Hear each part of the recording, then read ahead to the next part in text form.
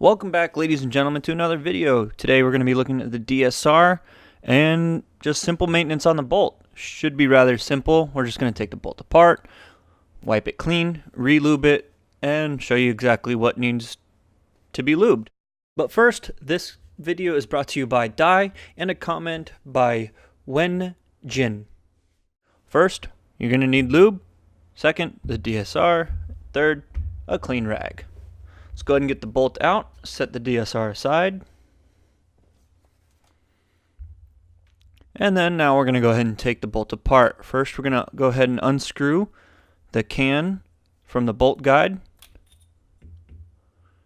And then remove the bolt. And here, we're going to go ahead and remove the bolt guide from the reaction cage.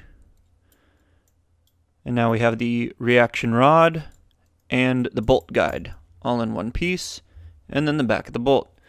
So now we're going to go ahead and wipe everything clean. I'm going to remove all the grease as much as we can.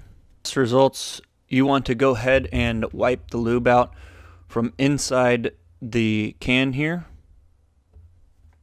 and then also, if you can, from inside the bolt as well.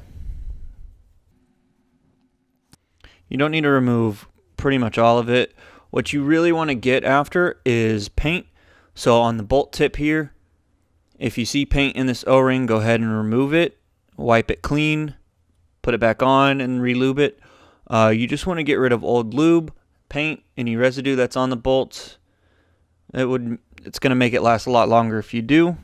Keeping old stuff on, obviously, it will tend to dry out. You think there's lube, it may look like it's lubed, but it's actually just old or dry lubed.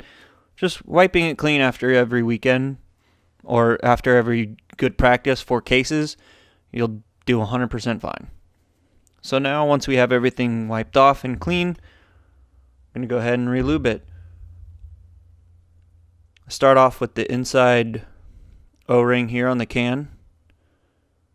Relube the front outer O-ring, and then inside the can.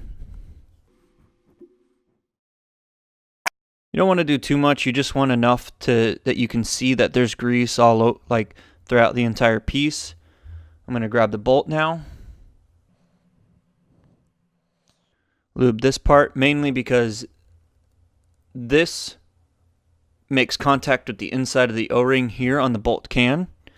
So lubing that helps. And then we're going to lube these O-rings as well. And then I'm going to put some on my pinky finger here and lube the inside of the bolt.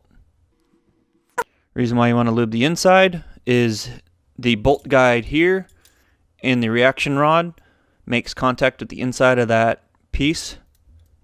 So that's the next part we're going to go ahead and lube. Grabbed way too much lube. And just smack it on.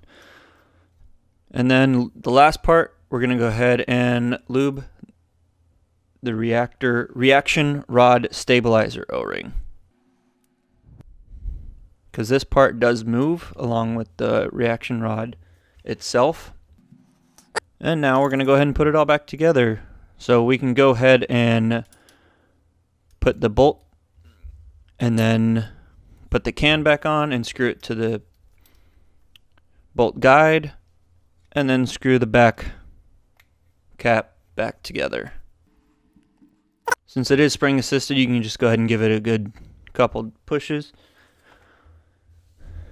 and then put it back in.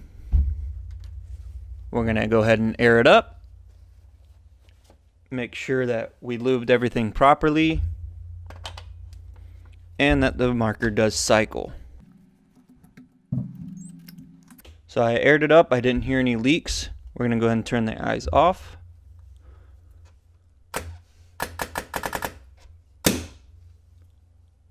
And she cycles and shoots. So again, this is a quick little video. Someone asked me to go ahead and create a simple maintenance. I did go over the bolt and the bolt leaks, so go ahead and check that video out. And if anything, go ahead and like, subscribe. I'll catch you guys in the next one. See ya.